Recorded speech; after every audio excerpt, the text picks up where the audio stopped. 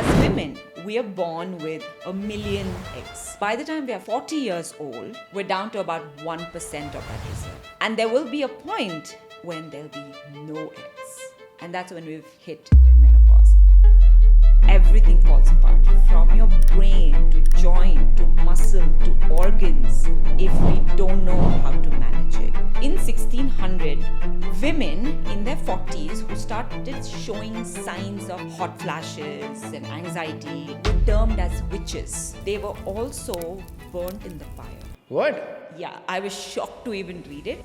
Alzheimer's happen to be something which is also very common amongst aging women. You will be able to keep Alzheimer's at bay if you can control your brain health and understand the whole perimenopause, menopause phase. You have to capture the symptoms. And what are those symptoms like? Irregular periods. But that's something PCOS also has. Yeah, how can they identify that this is perimenopause and this is not? Let me make it super simple.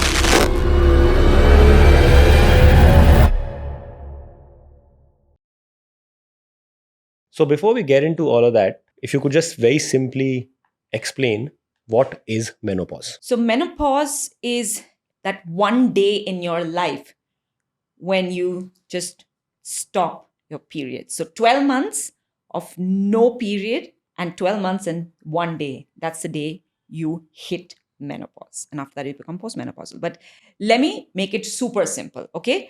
As women, we are born with a million plus or minus eggs. By the time we're 30 years old, we're down to about 10%. And then by the time we are 40 years old, we're down to about 1% of that reserve. Okay. Really fast, right? And there will be a point when there'll be no eggs, no ovulation, nothing. And that's when we've hit menopause.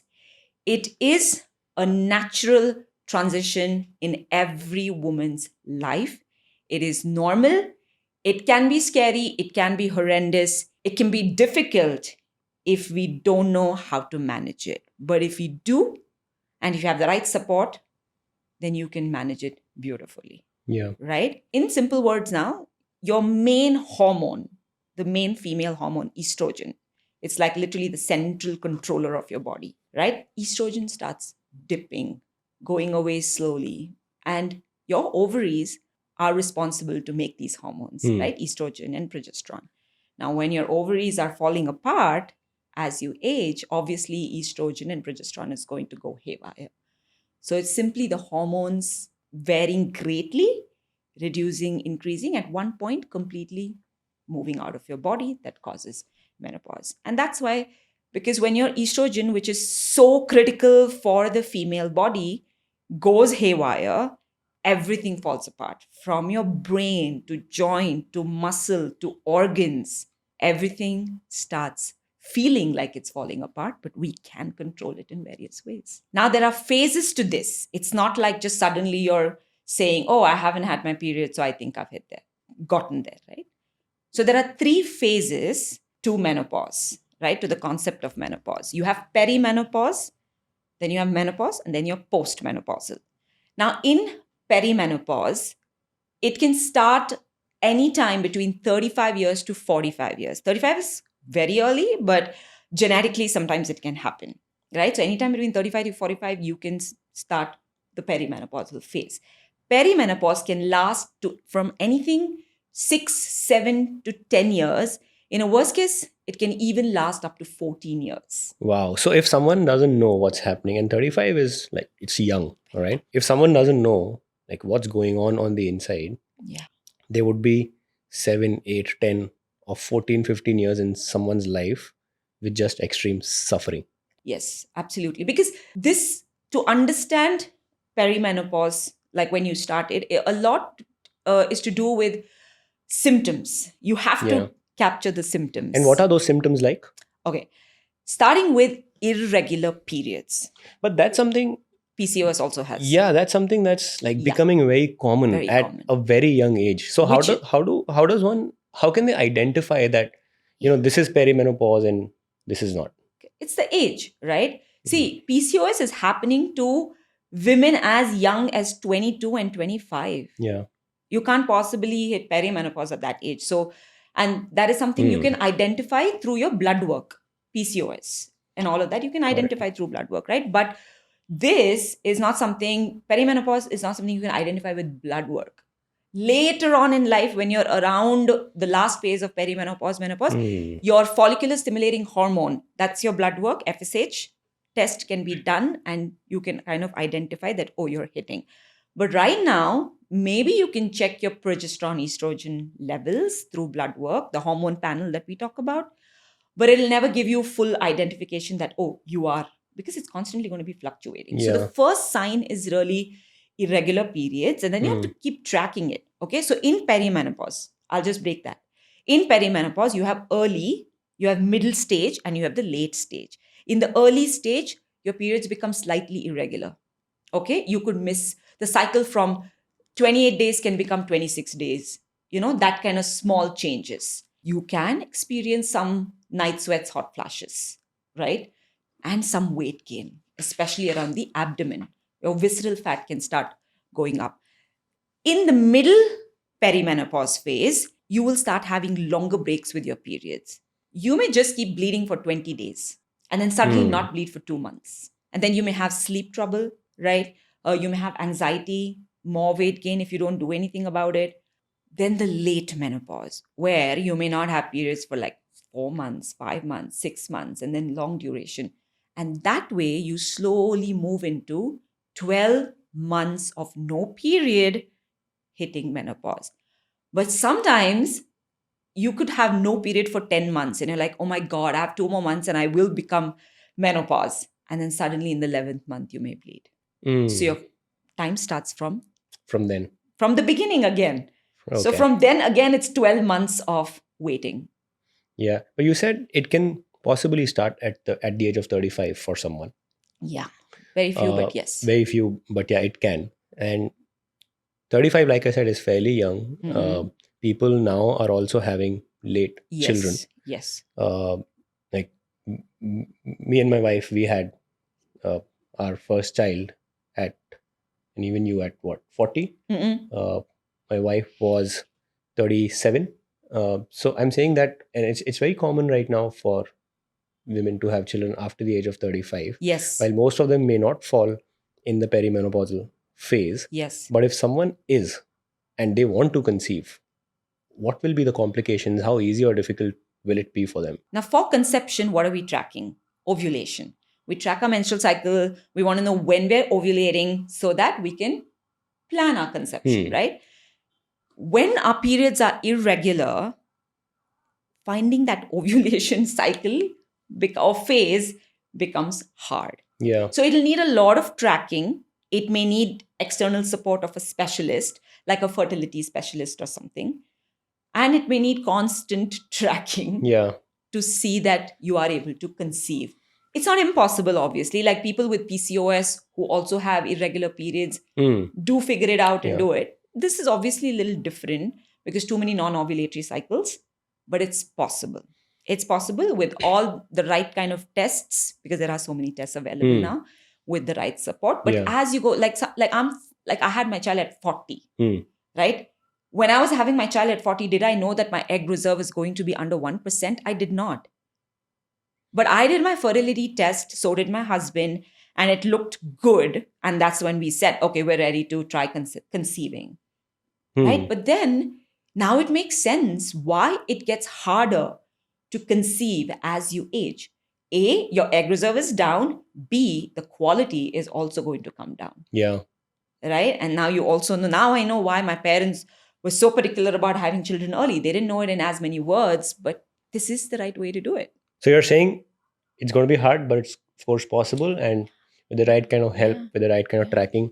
Yes. Like, I'm sorry to interrupt with this, but there is one person, Dr. Mahesh Drusipalika. They ensured there was this lady who was 46 who got pregnant. Wow. The right kind of food. And food is medicine, right? There's so much you can do with food. Yeah. And even for this phase also, food also becomes very important. We'll talk about that later.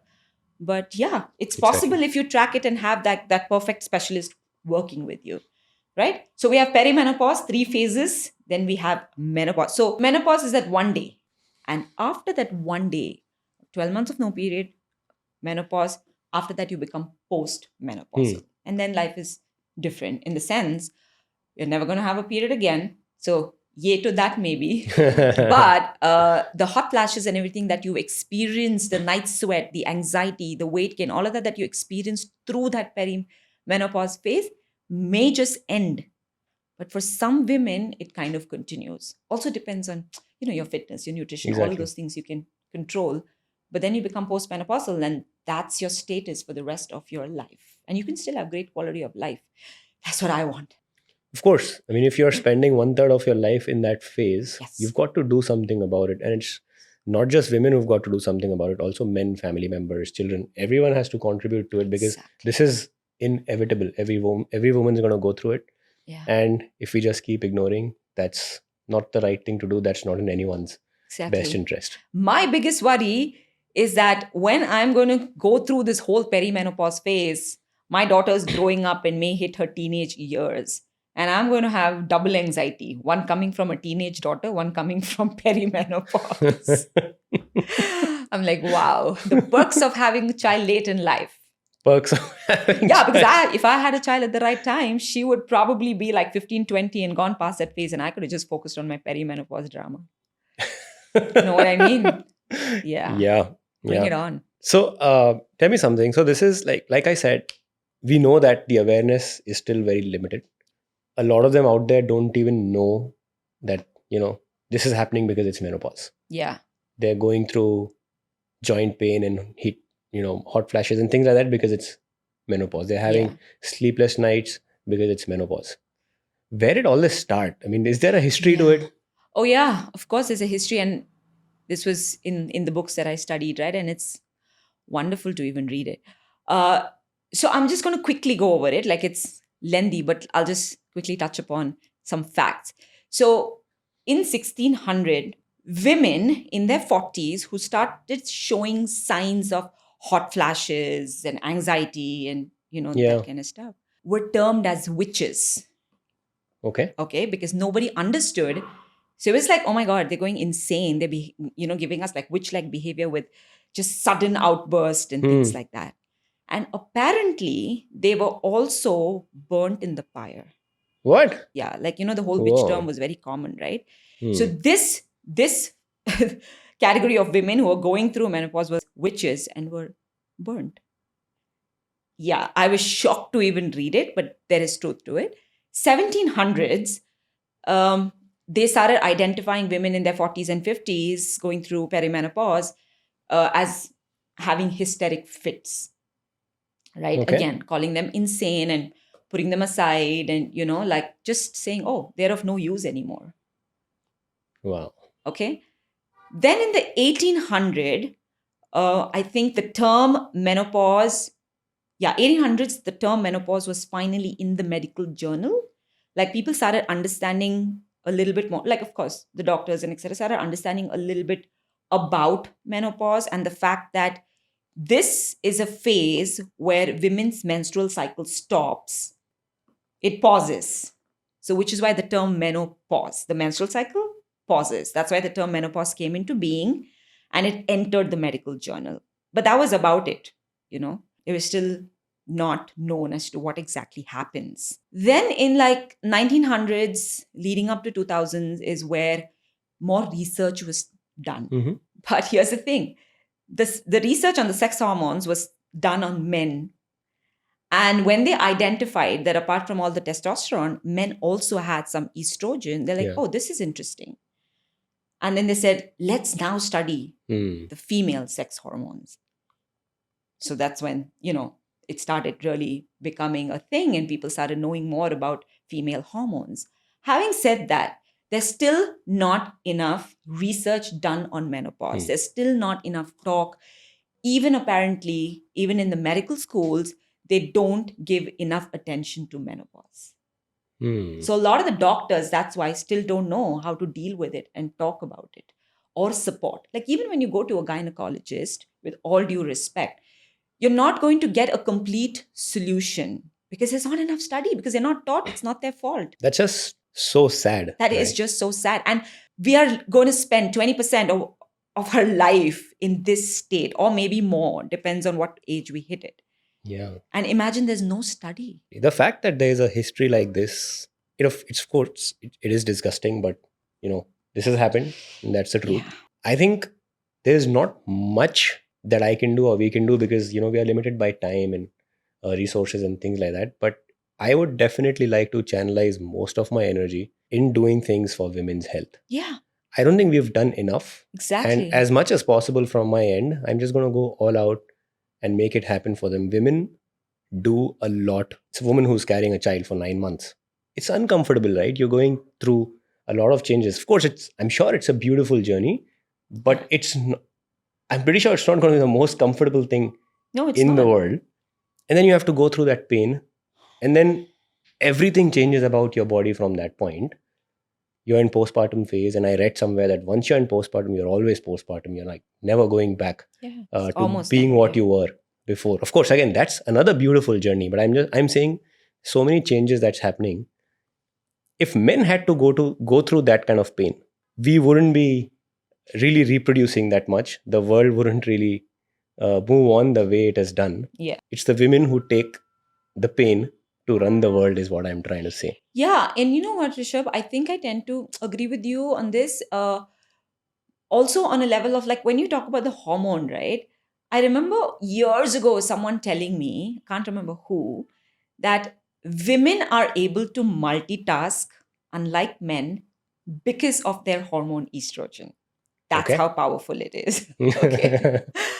And I mean, not to say that, one is better than the other or anything, right? But you're right in saying that there's so much more that today's women, especially, right? Like back in the days, there wasn't an opportunity for a lot of our moms. They could have done so much with their lives. But today, you can see a woman juggling between so many Yeah. different things and still showing up beautifully, doing everything. And of course, the men are supportive as well. But you're right. And I'm now thinking maybe it's just our hormones. Maybe it just allows us to be so diverse in everything we do. Yeah. you know? Okay. So we spoke about, what is menopause, the different phases and symptoms, and how do you identify. Now let's get to how do you make this journey smoother? How do you make sure that as a woman, you're able to manage the symptoms of menopause Yeah. much better? Yeah. Okay. So there are a few things that you want to keep in mind, right? There's nutrition. There is exercise, of course, by default. And there is hormone replacement therapy. Mhm. But we'll talk about that in the end. But let's start with nutrition, because like I said, food is medicine and it can do wonders if you really know how to manage. And I'm slowly trying to implement some of it myself. So I know we've overdone the whole protein, but unfortunately, that is still key, even in the menopausal Yeah. phase. Okay. Why? Right. So, first, we want to increase our protein intake at this point when we start our perimenopause. And what would be the range? So it's above one. So like 1.2 grams or 1.6 per kg. 1.6 gram per kg of body weight is the amount of protein that a woman Yes. should be having Yes. during this phase. This phase. Got Okay. it. So basically, you're increasing the protein intake. Why? Because the muscle is depleting, dropping down, bone density or bone mass is going down. So you just need more protein to support all of that. Okay. So first, work on your protein. Now, if you've never really worked on it, now is the time to kind of really, really look into your plate in every meal and see how am I getting it. And of course, try to get it from food source by all means. And then if you feel the need for supplementation, do it. Take a shake. But having a nutritionist at this point can do wonders. Yeah. But of course, ask your nutritionist whether she understands what menopausal nutrition is, right? Second is fiber. So your carbs can come in the form, a lot more in the form of fiber, because you need to really feed your gut microbiome right now. Because of the estrogen depletion, right? Your gut is also going haywire because you have estrogen receptors all over your body, and then your gut is going to take a toll. Now you'll see more constipation happening and all of that. So you need to feed the gut microbiome as much as possible. Now things like your avocado, lot of vegetables, lot of fruits can do wonders in this phase. So basically saying up your fiber. If you've been having certain amount, up it a little bit. Try to do it in all meals in a nice manner, through vegetables, through fruits, like seeds and all of those things, berries and everything. So fiber becomes super important in this space, right? Avocado is my go-to, and I would say now butterfruit or avocado is easily available. I eat half every single day for my dinner, and it's been doing wonders for me, right? And also I'll tell you about fats and how this also helps you with fat. Yeah. Then you have antioxidants and anti-inflammatories. Okay. Now these become important because again, with estrogen going haywire, inflammation in the body is high. So you want to take foods that can really combat that inflammation. So your berries, your seeds, and something that nobody even uses or talks about, turmeric, can act beautifully as an antioxidant. So now I've started putting like a pinch of turmeric into my tea. Right? Like if I'm having my green tea, I just add some turmeric in it and stuff. Right? Then we have, so I said protein, fiber, anti-inflammatories, antioxidants, fats. We know that good fat supports brain health, right? And there is going to be an impact on our brain health during menopause, perimenopause. So you want to add a lot of good fats in the form of your nuts and seeds, and omega-3 becomes very important.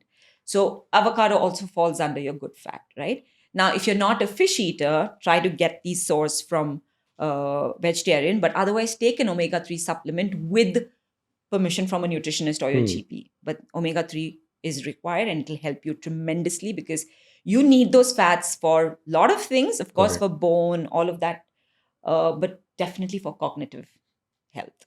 Right?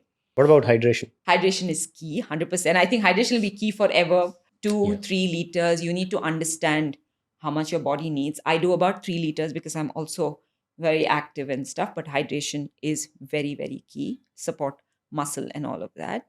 Then you have supplementation like your magnesium, vitamin D's, calciums, because they all go hand in hand, right? Supporting each other. And you need this for better mood, especially magnesium for better sleep, vitamin D and calcium checks because of bone, right? So these are some supplements you need to keep a track of through your blood work, and also ensure it's there in your food, right? But the best way to do this is to go to a nutritionist who understands perimenopause, menopause, or if you can find a menopause coach, and have a good plan. Because supplementation differs from person to person. So now I can't give you my supplementation. Exactly. Right? So it'll be great if you can fix your nutrition, because that can do wonders. What my understanding is that during this phase, they'd also start to accumulate a lot of visceral fat. Yes. Which is unhealthy because, it's around one the of organs. The main symptoms. Cardiovascular issues. Yes, it leads to insulin resistance and cardiovascular issues and blood pressure and things like that. Exactly. Is there anything that they can do to manage that better? I would not say do a lot of calorie deficit to manage weight loss, but you can do about 100 200 calories of deficit every day, and that can definitely help.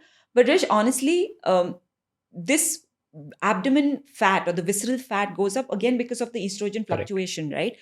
So if you can manage it with eating clean and really trying to avoid the processed and junk stuff and exercise, you can, trust me, you can manage it. Right? Remove alcohol. Like? Remove. Yeah. Okay. That will be one of the best thing, especially for our visceral fat, for liver and all of that, because all of those also kind of disrupt with estrogen depletion. Caffeine to some amount, remove sugar if you can, as much as possible. Like very, very limited. These things can really help with visceral fat. Yeah, understood. Right? But these things that you mentioned, like alcohol and caffeine, some amount of sugar, all of this is also a very key part of our social setting. Yeah, I know. When You're talking to me. When you go and meet a friend, what will you do? You'll maybe have a couple of beers. Yeah. You'll maybe meet a friend for a coffee. You also need coffee to maybe just, be a little more productive, show up and be a little more productive at work. You'll have a dessert after a good meal when you're out with your friends and family. Yeah. And again, my understanding is that your social health is also as important as everything else that you just spoke about. 100%. Yeah. So does that mean that you, like, if you're cutting down alcohol, when I had cut down alcohol from my life, I'd cut down my, I don't have those friends anymore. People who I used to drink with, Yeah. and I'm talking about many years back. How do they manage this trade-off? So let me kind of rephrase that or go over it Mhm. again, right? I'm not saying remove them 100% from your life. If you can, nothing like it. Yeah. But you're talking to me who has a very active social life. Yeah. Am I going to completely remove like my favorite wine or beer from my life? No. But will I now rework on how much I consume, when I consume, the moderation part of it? Yes, I will. But if I'm going to go through some heavy symptoms of perimenopause, and the only way is to remove, I will. Yeah. I will socialize with kombucha maybe. Yeah. No, but you know what? That's the whole fact, right? If each one symptom is going to be slightly Yeah. different from the other, one is going to be very severe, one is going to be easy, not so easy. So if it's going to be very severe, and the only way is make these lifestyle changes, because those are going to help, then you don't have a choice but do it. Like if I don't have a choice, I have to do it. Yeah. Right? But if I do have control over everything, and I am like training regularly, eating right, and I once a week have that social, gathering, outing, whatever, in the form of breakfast, coffee, lunch, dinner, wine, whatever, I'm okay. Yeah. So I think essentially what you're trying to say is just build a healthy relationship with things like alcohol, Yes. sugar, Yes. everything else that you mentioned. Yes. Build a healthy relationship. Stop abusing it if you are abusing it so far. Already. Yeah. Yeah. Correct. You don't have to like go for complete abstinence and make your life No. very That's a uncomfortable. worst case scenario. Absolutely. That's a worst case scenario. Yeah. Because some women really have it hard. So it's a worst case scenario. Yeah. And if it, like you said, if it's like going really, if menopause is going very hard on you, which might happen with many women out there, everyone's a unique individual. Yes. Your symptoms will look different from someone else's. Correct. So if it's going very hard, then take that call. Correct. Like alcohol, again, maybe not the right parallel, not the right comparison, but for me, alcohol, when I was too much into alcohol, it was going very hard on me. Correct. My physical self, my brain, my productivity. Exactly. And it was going very hard on me. So I just decided to cut it out. Yeah. I decided to, being very harsh, but cut those friends out of my life.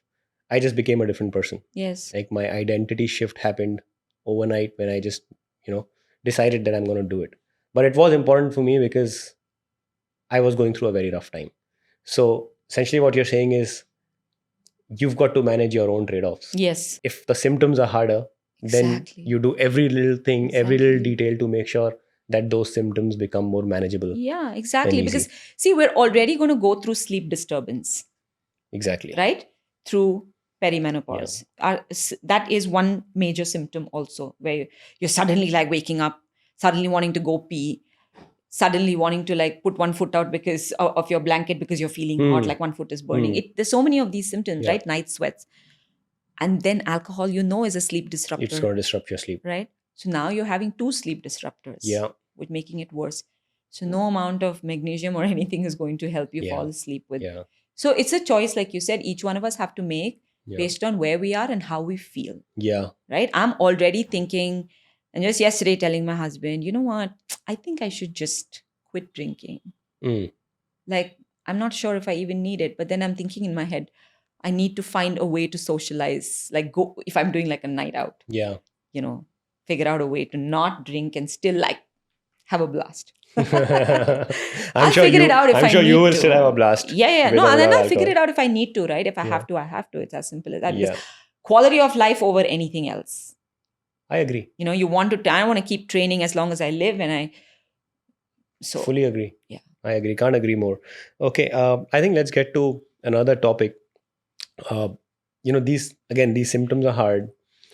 You spoke about decline in the quality of eggs and the overall number of eggs in totality.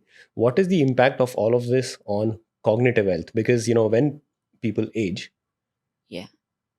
it's the cognitive health that declines the fastest. Yeah. But what happens here? Because we know that, after menopause, you're losing bone and muscle really fast. What's the impact on the brain? Yeah. So before we get to the brain, we spoke about nutrition. Shall we quickly go through the exercise part? Let's do that. Yeah. Yeah. So we spoke about nutrition, right? And how important that is and what are the things you can keep in mind. But we will do cheat sheet and etc. for our viewers and listeners. Exercise becomes super duper important, as important as focusing on nutrition. And I know most women don't even exercise, forget even weight training. But I'm going to go through like 4-5 important parts of exercise that one needs to implement, right? Like the first, good old strength training. Yeah. Okay. Now we're talking about not just lifting weights, right? Yes, if you've never done any lifting, any strength training, any resistance training, start with something. Start with banded resistance training, start with lightweight and all of those. But what will do the magic for your bone and for your muscle is going to be heavy lifting. Yeah. Right? And this I'm talking about 3 to 4 times a week if you can. That is going to really, really support the bone loss and the muscle loss. Great. So first up, add strength training into your routine, my ladies. At least minimum 3 times, maximum 4. And we're talking about heavy lifting. So we're talking about, like 6 reps and that kind of stuff. But we'll get into the details maybe in the cheat sheet or maybe even another episode if required. Then the cardiovascular part of it. Now we don't have, I know women love doing more cardio. I used to be from that era as well, who did a lot of cardio. But you can just do 2 to 3 times a week of short bursts of cardiovascular training, like your sprints, like sprint intervals. Let's say I'm on the cycle and I go really heavy for 20 seconds or 30 seconds, max out. And then I take it easy for 60, 90 seconds or even 2 minutes. And then just repeat that 4 or 5 or 6 times. Or maybe if you feel up for it, then even 8 times, right? It won't take you too much time. It may take you all of 30 minutes or 40 maybe. And then you're done. I think that 30 or 40 is including your warm-up and cool down. Exactly. Not more than 15, 16 minutes of HIIT in my opinion. Exactly. And that'll be phenomenal. Yeah. Right? And you can do that twice. Maybe you can do it as, you can use running, you can use cycling, you can use any format of sprint interval training. Right? But I do, of course, totally believe that they'll have to build up to it. And I'm sure you'll agree. Yes, of course. They can't start with very high, going all out on a bike or a treadmill. It can be even 10 seconds to start off with. You know what I mean? Yeah. Or even in fact, in terms slowly, of first build your walk endurance before you get to sprint endurance and things like that. So I think we should do a different topic on training on itself. Yeah. So then that takes care of your cardiovascular in short bursts of HIIT, and that's enough. Then we have power training. Now, power training or explosive training. So when I talk about this, I mean jumps and, you're skipping, jumping,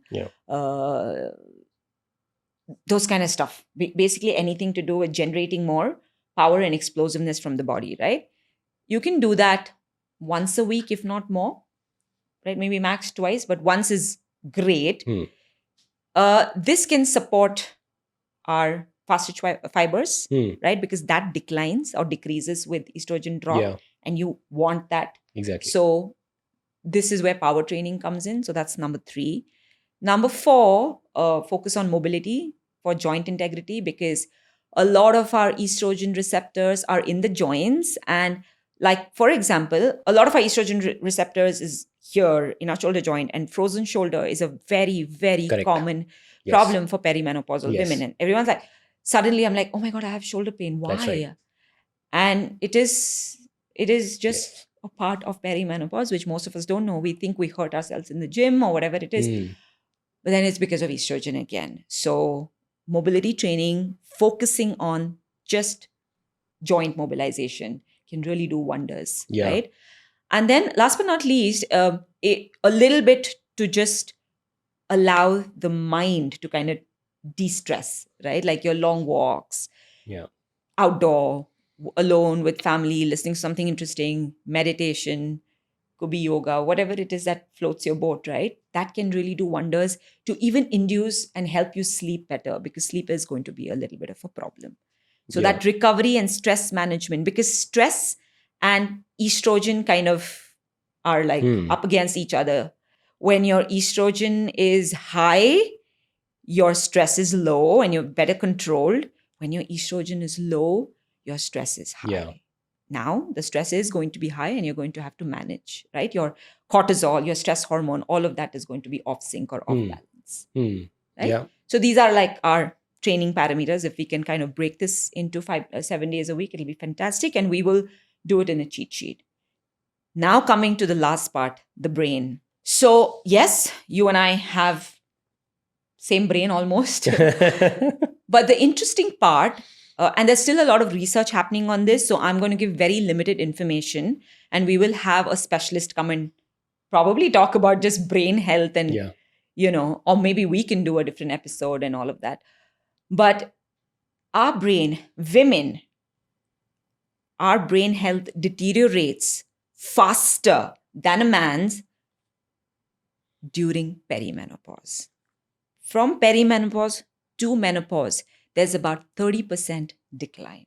What? For women. 30, that's too fast, right? That's too fast, and that is so true.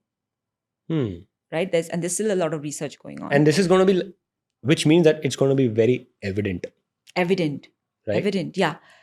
And that's why we feel the way we feel, I guess, right? Like maybe those hot flashes, that crazy behavior and all of those things. I mean, I'm just going to tell my husband to track all my behavior here on. But so the thing is, so that's the kind of decline that we're talking about, which is also why there's sleep disruption, right? Because it's estrogen depletion. The brain is also not going to be able to function the same. But apparently, the cognitive decline, or the way we perform, a woman performs, it's said that doesn't fully decline. Our cognitive performance, in the sense the way we perform at work and out there otherwise, right? It doesn't really decline as much, apart from everything else starting to decline in the brain. But yes, the way, the brainstem, the hypothalamus, all of this performs, those things change. But how do we control this? Can we control is a question, right? I mean, again, a lot needs to be researched to understand what all can be done. But exercise can be a great medium in to general. Actually, in general, we know how people who exercise, the dopamine release and all of those things, lifting heavy weights, all of these things can really help. So exercise, definitely. Food, right? Like I was saying, your certain types of foods, especially the good fat, can do wonders as well. Nuts and seeds and certain phytoestrogens, which are your plant compounds, which can, give you that estrogen hit, can really help with brain health, right? Got it. There's a long list of like the plant compounds. Yeah. And can we put that? Can we put that in the cheat sheet? Yeah, I think we can. Yeah, we should be able to, or we can do a whole separate episode on brain health related to perimenopause and menopause and give a cheat sheet on that. But like, so mushrooms also become a part of it. Now that's a separate topic itself, right? Ashwagandha, whole lot of things. Okay. Now tell me something, because there's like this evident decline in cognitive health, your brain health, and things. And Alzheimer's happen to be something which is also very common amongst aging women. If you're able to do something about the decline in the brain health, does that mean that you will be able to sort of keep Alzheimer's at bay? Honestly, there's more research going on this, which is what whatever I'm studying is showing, that there is more research. There is this one doctor, Lisa, who's fully, like, deeply doing perimenopause and brain health research, and I think we can know more.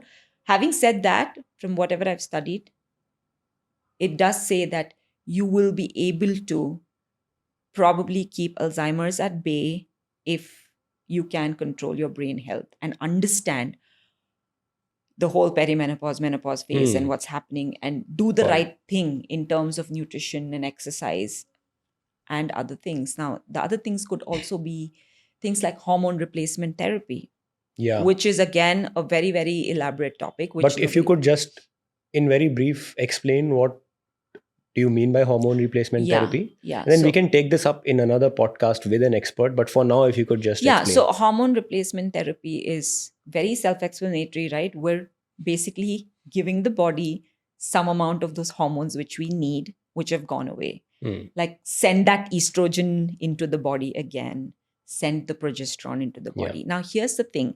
With HRT, you don't necessarily need to send both estrogen and progesterone.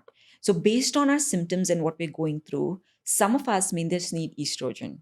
Some of us may be happy with some progesterone, right? But there so many women also go through so many different symptoms. And I actually forgot to mention this vaginal dryness and, that whole pelvic floor to your tailbone. Like there's so much that's going on because that's also highly dependent on estrogen, Yeah. right? And suddenly with that decline, you have a lot of issues with just vaginal dryness and UTI.